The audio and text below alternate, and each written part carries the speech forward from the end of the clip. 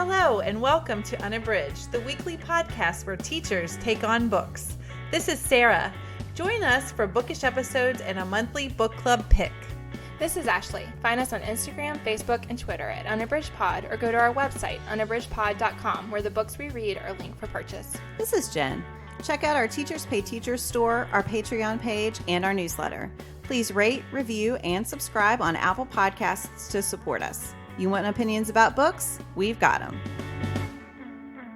Hey everyone, and welcome to Unabridged. This is episode 163, one of our book club episodes. Today we are talking about Sonali Dev's Pride, Prejudice, and Other Flavors. Before we get started, we want to remind you about our Unabridged Pod Ambassadors program. This is a group of people who support the podcast, who are there as a resource for us to ask questions and to provide ideas. And sometimes you'll hear them on our episodes. We have a lot of fun chatting with them. If you are interested in joining, you do get some thank you gifts when you sign up. And you can sign up at unabridgedpod.com/ambassadors. All right, before we get started with our book club discussion, we want to do our bookish check-in. Ashley, what are you reading?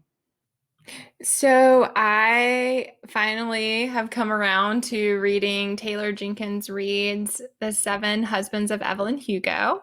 I borrowed this one from Jen a very long time ago, and it has been sitting on my shelf, and I've been meaning to get to it. So I read Daisy Jones and the Six right around this time last year. I feel like it was the winter of last year, and I listened to the audio, and I really enjoyed that.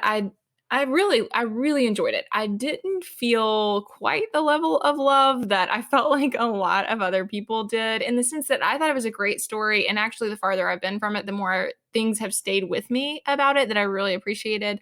But I just feel like some people, that is like their number one favorite book. And like for me, it was great. It was not my most favorite book ever. But this one I'm really captivated by, so I am thrilled that I finally got around to it. I'd been looking forward to reading it and wanted to pick something up that I could just read for fun. And I'm really interested in the story. So going into it that it is about Evelyn Hugo, who is a renowned actress who has had a very long acting career, but she's also, as the title suggests, had 7 husbands and has just she's kind of got a mythical level of status, and people are dying to know her story. And yet throughout her entire life, that has not been revealed. You also have Monique, who is a young journalist. She's really just trying to find her way and hasn't done a whole lot with her career yet. She has these really great ambitions, but she has had some setbacks in her personal life. And so suddenly it becomes clear that she is going to get paired up with Evelyn Hugo. And so that is the premise. And I think what I'm coming to see that I appreciate about Taylor Jenkins Reid's stories that I loved, and Daisy Jones as well, is the framing of the story. I think that is really fascinating. So you have the person who is the teller of the story, and you're getting their story, which is really interesting.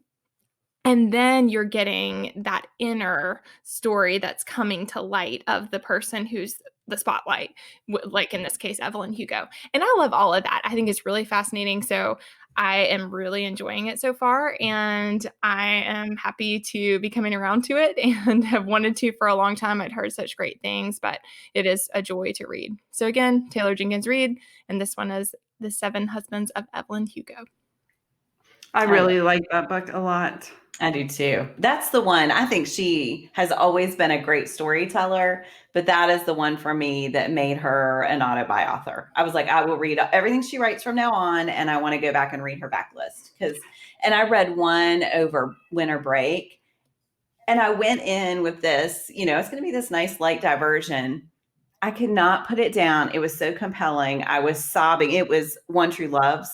Oh my goodness. I have that on my shelf. Oh, Sarah, you would love it. You should read it. You should pick it up. But do it when you have a lot of time to read all at once, because you will not want to put it down. It's so good. And she has a new one coming out in this spring. Yeah, I'm excited. Malibu Rising. I've heard really good things about that one from people who've gotten the ARCs. I think it comes out May 25th. Somebody shared on Instagram that it is similar in the structure to Evelyn Hugo. So that's really interesting. That is Oh, that's interesting. exciting. Yeah. All right. Well, Sarah, what are you reading? Oh. I just now saw what Sarah has on her document, and I can't wait to hear what she has to say about it. I am reading Jane Austen's Pride and Prejudice. After reading Pride, Prejudice, and Other Flavors, I really felt that I needed that kind of cultural touchstone because there's so many books that are based on this story. And so I was like, I need to go to the source and read it. I knew there was no way that I would read the actual paper book because I just knew it wouldn't keep my attention. So Jen suggested looking for the audio. So I did, and I'm reading the audio, and Rosamund Pike reads the audio. If you don't know who she is, she played the main character in the Gone Girl movie, but she's had lots of other roles, but that's where I knew her from. And she is fantastic. I am blown away by her narration, thankfully. And the story this story, and no, I'm being more facetious than I really mean.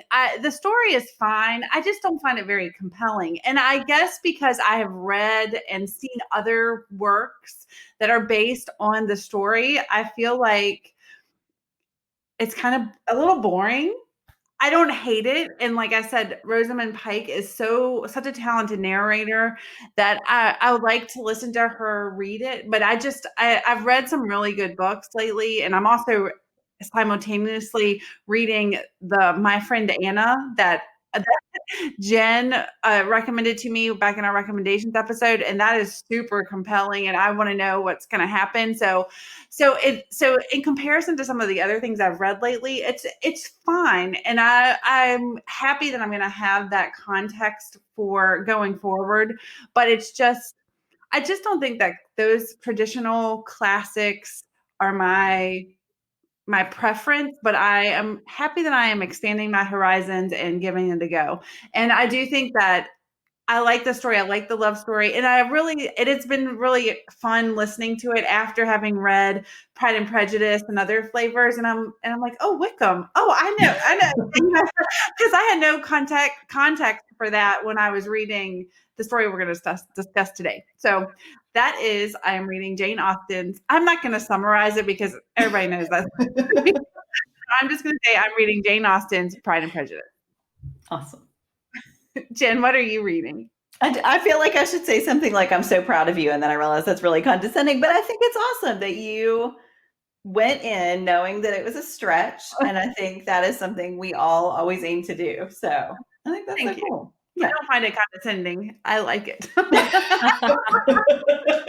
Well, and Sarah, I think I had a similar reaction to it just because I remember you asking me what I thought about it, and I just felt neutral. And I think it is because if I had read it at a different time in my life, it would have had a different impact, but also that it was such a I can see how it was monumental for its time, and that is why it is acclaimed in some ways, and I really appreciate that.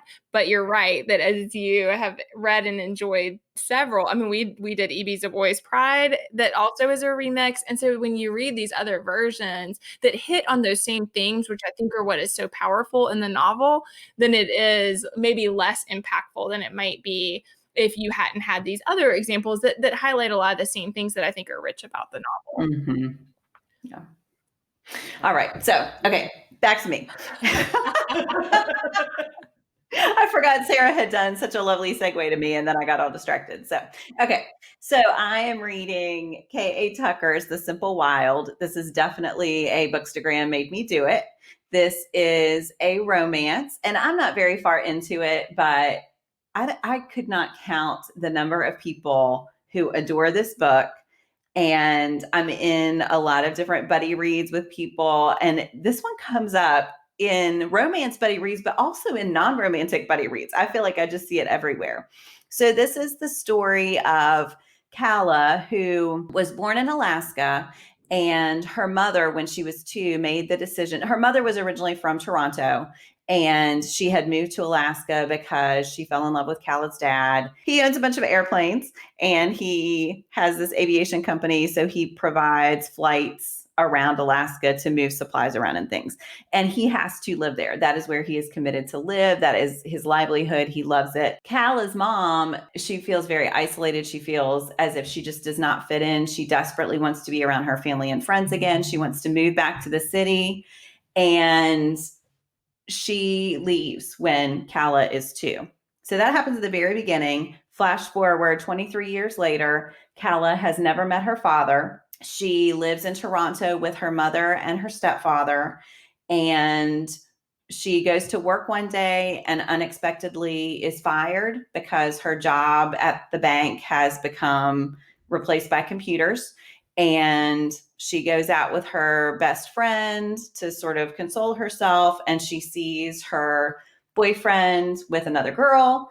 And then she gets home and someone who knows her dad calls and says that her dad has cancer and that she should come to Alaska to meet him before he dies, basically. So she has had a heck of a day and is feeling at loose ends and decides that, yeah, she is going to go to Alaska and meet her dad. So she does. And of course, there is a really hunky pilot who picks her up and he is really grumpy and she hates him at first sight and she calls him the Yeti and you can guess what's going to happen. But so far it's really fun. I like her personality. I think it's the whole enemies to lovers trope of which I am a fan. So yeah, it's really compelling so far. I don't know at this point that I am at the level of fervor that Bookstagram feels for the book, but I'm not that far in. So maybe the fervor is coming. We will see. I feel like I went off the rails a little bit there, everyone, but I'm going to get it back. So I really want to see when Jen gets the fervor. So maybe we can videotape that and put it in story. I feel like we need that in our merch store when the fervor comes. All right. Well, we are going to move on now to our main segment, our book club discussion of Sonali Dev's Pride, Prejudice, and Other Flavors. I'm going to start with a quick summary. Sonali Dev's Pride, Prejudice, and Other Flavors is a gender-flipped retelling that sets Jane Austen's classic in modern-day California with an Indian-American family, the Rajais, in place of the Bennets. Dr. Tricia Rajay is wealthy, brilliant, and cast out of her family. DJ Kane, whose real name is Darcy, of course, is a talented chef whose troubled past has left him with only his sister to depend on. And her diagnosis with a rare brain tumor means that only Tricia can save her life. Unfortunately, class conflicts and all the Pride and Prejudice you could want intervene, creating a modern enemies to lovers narrative with great touches from the classic. All right, well, we are going to start with our overall impressions. Sarah, what did you think of this book? I really enjoyed this book. I love books that have main characters who are chefs and that talk about food. I've been on record about that before. And Indian food is like my favorite cuisine. So when Trisha is salivating over DJ's food and all of that, I was here for all of it because and the descriptions of food, when I was reading it, every single time I picked it up, I was like, I'm really feeling Indian food tonight for dinner because it was just the descriptions were so vibrant. And I just thought I really liked the story. We were talking a little bit before we started recording, and I liked how rich the narrative was. I don't think it seemed like a typical romance book, even though I think it's classified as romance. And I just found the story really compelling. I really loved the story of Trisha's family and learning about them and all of the different members and what they brought to the table and how they kind of almost patchworked a family together based on necessity. I just really liked all of that. So all of that worked for me. So I really liked this one. I'm really, really happy that I got to read it. And I listened to the audio and it was great. Oh, that's good to know. Yay. All right. Ashley, what did you think? I loved this one. I agree with Sarah that it was not as romance-like as I thought it might be going in, and I really appreciated that. I mean, I've said recently in episodes that I am reading much more romance than I was a year ago, and that's been a nice discovery for me. But I think what I loved about this one was the richness of the narrative of each of their jobs. So I think all of that about their jobs and her as a female doctor working in a leading doctor in her field and how she has worked for where she is. I thought all of that was really great. And I also liked the intersection of everything with Emma and his sister and how she was the one who could care for her and working through that whole part separate from everything with DJ. I thought that really richened the narrative as well. So yeah, I really enjoyed it. And I did audio and read this one. I don't do that a whole lot, and I was glad to try it out. It was a good one. I learned some things about doing it, and it was good. Like I learned this one is marked by chapters that have numbers, and since I don't have Whisper Sync, I can see why that's desirable because again, I don't usually go back and forth. But it was nice because with the chapter numbers, it was easy to do both. I really liked both versions. So yeah, I really enjoyed it. I thought it was a great story. What about you, Jen? What did you think? Yeah, I really loved it. This was a reread for me. So I should have talked about this at the beginning. So our Unabridged ambassadors actually chose this book.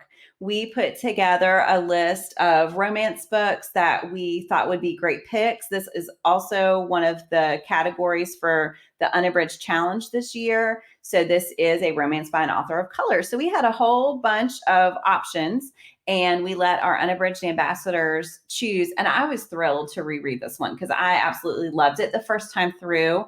I think I'll talk a little more on what worked for us about the echoes of Pride and Prejudice that I liked. But yeah, I think everything you all have said, I think it has rich characters. I love the way we see the backstory of Trisha's parents develop. And then her relationship with her siblings, I think, is great. I think the secondary characters' relationships are compelling and do a nice job sort of reinforcing Trisha's own goals. I think DJ's a great character. I think both of them, I had points that I was really frustrated with them, but I also think that you're supposed to feel frustrated with them because I think both of them make some mistakes. And I love books that are about redemption and admitting when you're wrong and apologizing when you do something to hurt somebody else. And so, yeah, I just think the themes are great. The characters are great. And I love a good Pride and Prejudice retelling. So all the things work for me. All right. Well, we are going to get more specifically into one thing each that worked for us. And Ashley, you get to go first this time. So one thing that worked really well for me was the way that both of them dealt with guilt that they carried. DJ and Trisha separately had this really profound situations that had impacted them a long time prior and that were really impacting the way that they live their lives. And I loved how that was developed in the story. I thought that Dev did such a great job of showing how that impacted each of them and really shaped their character for each character, and also unveiling how all of that, so that ultimately as they came to know each other better, that part of what they were able to do is admit this guilt that they had carried for all this time. I thought all of that worked really well, and I loved how the release of that and the unveiling of some of those secrets was such a brightening for each of them and helped each of them to heal something that had, that they had carried with them for such a long time. I thought all of that was really rich. And I believed the way that they could come to understand each other better by knowing those things about each other and how that deepened their relationship and also why they would withhold that information. So I thought all of that really worked for me. And I think furthered my understanding of the conflicts that kept them separated, because like you said, Jen, there were times that was really frustrating, and yet I could believe it better because of a lot of the baggage that each of them brought with them. And also I loved, the resolution of all of that was very satisfying. So yeah, so that was something that really worked for me. I agree with that. So much. Yes. I thought the backstories were really convincing. And that doesn't always, sometimes it feels like this perfunctory, like, oh, they got to have a backstory because they got to be complicated. But I think Deb did that masterfully. Yeah. Sarah, how about you? What was one thing that worked for you? I really thought the relationship between Emma and DJ, the brother-sister relationship between them, was really special. And I loved Emma. I loved how strong she was. And I loved that she really fought for her own, that she advocated for herself. And I feel like I got frustrated with Trisha a lot, even more than DJ. I just found her very frustrating. But I'm also, as I'm reading Pride and Prejudice, I understand why that, since this is a retelling. But I thought that Emma advocating for herself and what was right for her, I thought that was really powerful. And DJ both wanting her to make a certain choice, but also wanting to be supportive. I just thought all of that was I just thought they had a really great relationship. And then I liked how Trisha came in and was kind of a catalyst for Emma figuring out that she could have a life beyond losing her eyesight. And I mean, I just thought all that whole relationship between Emma and DJ, and then how Trisha did all this work to find Jane and give Emma hope. And so I thought all that was great. So that was probably one of my favorite things about the book. Mm-hmm. Yeah. I love the descriptions of Emma's art also, and the way that contributed to her characterization. Yeah. I thought there was a lot of humor in it. Well, I loved how Trisha bought all of Emma's art, and then when her mom finally came to her apartment and it's all displayed because it was unconventional art, I think. Yeah. And so lots of genitalia. Jen, what about you? So I mentioned this a little bit in my overall impression. I think a good Pride and Prejudice retelling, which I think this one is, takes the part of Austen's book that is universal and timeless and applies it to a new situation that illuminates that situation. And I think Deb, first of all, I think the decision to make Trisha the wealthy one was smart, because I think that mixes it up a little bit. And I think our reactions to women are sometimes different than to men. And so I think that's really interesting to look at in the modern world. And I also thought the decisions she made to break apart from the original text were smart, that she didn't feel so beholden to it that she had to make every single thing happen the same way. Yeah. So I just thought she used the class conflict from Austen to illuminate both class and race in the modern world, which I thought was really smart. And I believed those scenes, and I believed the way that privilege worked for Trisha and against DJ. I thought that the discussion of DJ's grandparents, who, because of racism throughout his family in England, I thought that was really believably told. Yeah, so I just thought there were all of these great applications of these conflicts that I always think, oh, we think we're past this. And of course we're not. Of course we're not. But when an author can use a classic text to illuminate current problems, I just think it's really smart. I think it seems like an easy thing to do, but I think to do it well is really challenging. And so to make this book feel novel and yet classic, I think Deb, I cannot wait to read more by her, because I think she is a great writer. So yeah, I felt like she really resisted simplifying some of those situations. And I thought all the nuance involved was really impressive. And just that she didn't make sweeping generalizations either about, like you were saying, Jen, I think she really challenges with Trisha being the one who's wealthy, and with her wealth making her able to ignore some of the race-based prejudice that DJ is so aware of. I mean, I thought all of that was, like, that whole part with the car was with the keys, that was a great example of a time where I was very frustrated with Trisha. But also it felt like that was such an illuminating moment for her to really be humbled by how little she knew about the world and how naive she was because of her family status. And so I thought all of that was just really well done. Yeah. I also think the proclamation, so there are these famous proclamations of Darcy to Elizabeth, and I thought those worked really well. When Trisha walks into that muffin shop and has the declaration of her love for DJ, it is both, she's so naive in a way, and I think, it's almost absurd how out of touch she is with reality, but it's also consistent with her character. And so DJ's reactions in that scene I thought were great to watch, because he's just it was so awkward. It was. Like, as a reader, I was like cringing. I think that's what I found so frustrating about her. She was just so presumptuous, especially like in that she, I don't know. But I mean, as I'm reading Pride and Prejudice, I'm like, oh my gosh, I think Darcy is a big fat jerk and I don't like him, and again, because I don't have that point of context of having read it, and I've seen all these things about Mr. Darcy, and there are blogs that, I mean, people have mugs with his name on it. I'm like, he must be redeemed at some point. But I mean, at the points that I'm at, I'm like, this is a jerk. I understand now. A light bulb has come off right now after 25 years of reading novels. Oh, so It all makes sense. yeah. All right. Well, each of us now is going to share one quotation from the book. Sarah, what quotation would you like to share?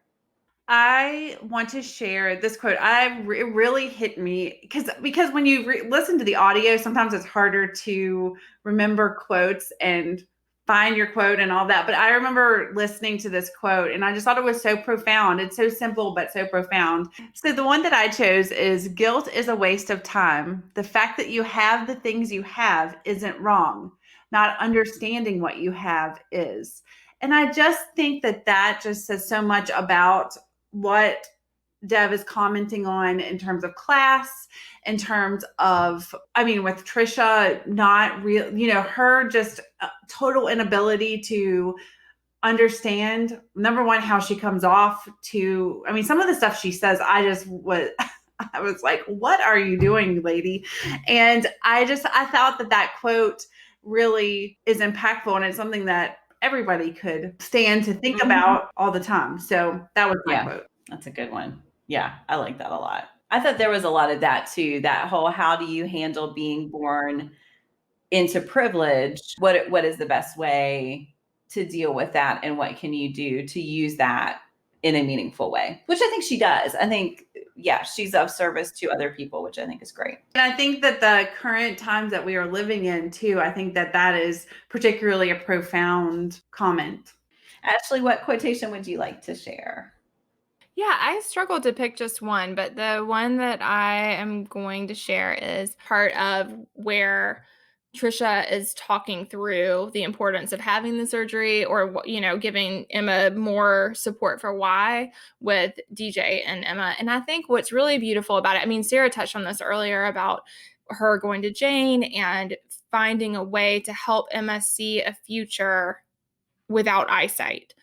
And I thought all of that was really moving and in contrast to a lot of other parts of her character. And again, speaks to, I think her heart is so amazing, but her social skills are so lacking, and they come across not as awkward, but as hurtful and pretentious and all of those things. And so I think that I really appreciate that and I think it speaks to gender roles also, what you were saying, Jen, about the way that Trisha, like, some of what Dev is doing is challenging us to examine why we find Trisha prickly as opposed to awkward or stuff like that. Like, why isn't she just an awkward character? Why do we find her pretentious instead? And I do think there's some gender bias there. But anyway, I think all of that, this moment of her speaking her heart and really relating to DJ and Emma is so amazing. So that's the context here. So the quote is, whatever the case, we want to change things around us because we want to matter. And we believe that our work makes us matter. The work isn't the end. It's the means for what we really want to matter. And I think why I found that whole part really amazing was that it was such a revelation to her, not about her own work, but to see other people's work in the same way that she understood her own. And I don't think she was able to do that until she started to understand why Emma was so unwilling to live a life without her eyesight, why she wasn't willing. And that was another thing I got really frustrated with, P.S., that it was hard for me to understand somebody making that choice. But I do think that Dev helps to make a really strong case for a situation where somebody would dig in their heels and make that decision for themselves. By the end, I really did believe the struggle that Emma had to make the choice. And I also believed that Trisha just had never understood anyone else's love for their work in the same way that she loved her own. And it was like in that moment, she not only transcends herself in order to convince Emma, but she also suddenly has this empathy because she comes to realize that like it's not her work. It's this desire to matter, and that's what other people want too. And so I just loved all of that. I thought that was a really transformative moment in the book. Yeah, that's a good one. I was really tempted to do that one. It's a good one. I really struggled to pick one, but that was one of many. But I think what I loved was just that I feel like it was a moment that things really changed. What about you, Jen? What did you choose? So I mentioned that one of the things I really like is the history of Trisha's family. So her mom was a famous Bollywood star before she met her dad, who they call His Royal Highness, I love HRH, that. which I think is hilarious. But it turns out that Trisha did not know the full history of her mom being a star in Bollywood, and that her dad had taken advantage of her. And then they have this big conversation where they're talking about identity and who we understand people to be. And Trisha is sort of expressing some resentment that the way her parents taught her culture was not right. So her dad very much wanted his kids to assimilate into the United States culture and to act as if that were their culture, where her mom was much more attached to the Indian culture and to making sure that they understood a lot of things about India and about their home. And her mom says, which of these two identities is you? Only one of them? We didn't want our children to pick just one. We wanted you to own both. That's how we raised you, to honor everything, to choose what felt right for you, to not conform to stereotypes anyone else assigned to you. And so I love that, both because you see through these stories Trisha learned about her mom, how much her mom has had to resolve to create an identity outside the identity other people wanted to give her, and the way that she really fought for her children to be able to make that choice for themselves, and that her parents really enabled their children to have that balance from both of their cultures. So I thought that was another place where there was so much complexity and so much nuance and so much richness in the consideration of what it means to be the children of immigrants that I thought Deb just handled beautifully. Yeah. Absolutely. I thought that part was really rich with her mom and everything that came out with that. And yeah, and it helped me understand all that better because we saw it the way Trisha saw it. Yeah. And it was really helpful to be, for that to be illuminated. Mm-hmm. Yeah, I agree. All right, Ashley, what is your pairing for this book? One that came to mind for me right away was Sandhya Menon. We all love her When Dimple Met Rishi. And so I wanted to choose another of hers. This is 10 Things I Hate About Pinky.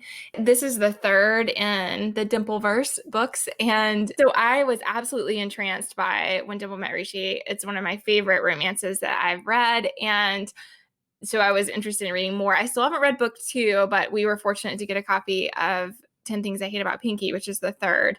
And this is about, there's just a lot of similarities in the sense that it's Pinky and Samir, and they are total opposites and kind of get forced together in circumstances outside of both of their control. They do not want to spend time together. So there's a lot of similarities as far as that goes. And so basically it's that Pinky and her family are at a beach house for the summer, and this is a YA romance, so they're teenagers, they're getting ready to go to college. And so her family is there for the summer, and Samir is supposed to go at the beginning of the summer. They are friends. They have the same friend group, so they do not get along. They do not like each other very much, but as I'm sure we can all relate to, especially from younger friend groups when we were in high school, that they travel in the same circles, do not like each other. So they both know this. So Samir is supposed to have this internship, and it falls through after he gets there. So he has taken the plane, he's gone to do it, and he has a close relationship with his mom, but she's also very protective. They've had some tragedy in their family, and because of that, she's really protective. He's very protective of her. They have a very close relationship. So once he finally makes it to the place with the internship, that was a big step for him. And when he gets there and that falls through, he suddenly realizes that he's not ready to turn around and get on the plane back home. And so because of that, things evolve, and he winds up going to the beach house with Pinky's family because of a mutual friend who's kind of helped them arrange this. And so hijinks ensue, and there are lots of things going on that, again, they're forced to spend some time together. But the basic gist at the beginning is that she has been trying to prove to her family that she's not this wild rebel that they believe her to be, and that she has a stable boyfriend who is amazing. She's done this prior to Samir arriving. So then when this whole thing evolves for him to potentially come, it's beneficial to her because suddenly she can convince him to be the stable boyfriend that her parents refused to believe existed, because of course he did not exist.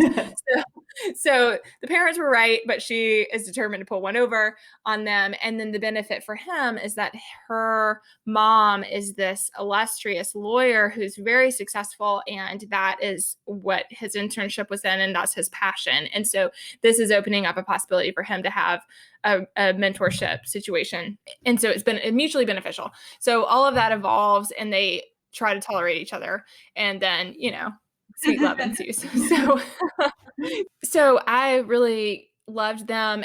Similarly, there were some frustrations with the characters in the same kind of way that I felt with this, but I think that helped with the tension and then builds up the ability for them to understand each other more fully. And there's some really great projects that they get involved in the local community that are really cool to see evolve as well. And so I thought it was a great story. So again, that's Sanjay Menon, and it's 10 Things I Hate About Pinky. That's a good one. All right, Sarah, what's your pairing? So I'm going to go with Kevin Kwan's Crazy Rich Asians. And we actually did an episode on this book. We both read it and watched the film back in the old days when we could go to the theater together. And Sarah is laughing because I read it in like 3 days prior to us watching the film, which was, it's a long book. It's funny because I pulled up our episode on unabridgedpod.com so I knew the episode number, which is 40, but it's back when we named our episodes. And it's called Frantically Reading. I'm pretty sure that refers to Ashley's frantically reading right before the film. But anyway, I'm going to go with that because I feel like it has some of the same class issues. It has a lot about family in it. This book is about Rachel Chu. She lives in New York, and she has a boyfriend who she loves. His name is Nick Young. And they have been together, and they have a really lovely relationship. And so it comes to pass that Nick has to go home to Singapore for the wedding of his best friend to be the best man. And he invites Rachel to go with him. He has never told her that he comes from, I don't even know how to explain the wealth that he comes from and the Young family. It is astronomical wealth, basically. And so she agrees to go with him, and she is envisioning going home to this like nice, cozy little place and meeting his family. But things soon become apparent when they're on the airplane and they have like beds to lay in rather than a seat like huddled up in coat. And things go from there. And she meets his family, and it becomes clear that she doesn't have what his family thinks is the appropriate pedigree to be able to marry him or even be with him. And so then it's just kind of that narrative through the whole book, and the decadence, and Rachel and Nick coming to terms with their relationship. And I just thought when I was reading this, and Trisha's family, it just kind of reminded me of the Young family. I don't think that Trisha's family is nearly as critical as the Young family, but I did think that there was some expectations placed upon the kids about what they're going to do and who they're going to associate with. And I thought that was a connection that I saw, and that reminded me of Crazy Rich Asians by Kevin Kwan. Yeah, I think that's a great pairing, Sarah. I feel like there's a lot of commentary about like the cultural differences between people in a relationship and how that comes out, and also the financial ones, like, and how those connect. I mean, I think there's a lot. Yeah, I hadn't thought about that, but I agree that there's a lot of similarities as far as examination of how all that stuff fits together and the pressure it can put on people. Jen, what's your pairing? So I am doing another Pride and Prejudice retelling. So if you get tired of them, you may want to give yourself a little time before you pick this one up. But this is Uzma Jalaluddin's Aisha at Last. And when I was saying earlier that I think the brilliant thing about good Pride and Prejudice retellings is the way that structure can be placed on new problems, that definitely happens in Aisha at Last. So in this one, this is also set in an Indian community, but it's focused on the fact that the community is Muslim. And Aisha is getting to the age where people expect her to have been married, and her family is considering arranging a marriage for her. One of the men to whom they would like her to become married is Khalid, and he is an extremely conservative Muslim. He has a full beard. He dresses in a very conservative way, and Aisha does not. So she dresses much more in a modern way and does not feel as compelled to dress in that way. So that's one disparity between them. As they move around in the community, you see the way that Khalid garners really racist and prejudiced reactions because of the way that he chooses to dress. And they have a lot of conversations about why he has made the choice to dress that way, why he doesn't choose to dress in a way that would help him fit in more. He also has a very conservative sort of relationship with his mother, and his mother is super protective of him. And this is where you sort of get that snobbiness that we see in Pride and Prejudice. His mother does not feel that she is worthy of her son. And so you get a lot of those same conflicts. So again, I just think you take this structure, you take this conflict, but you place it on a different kind of division.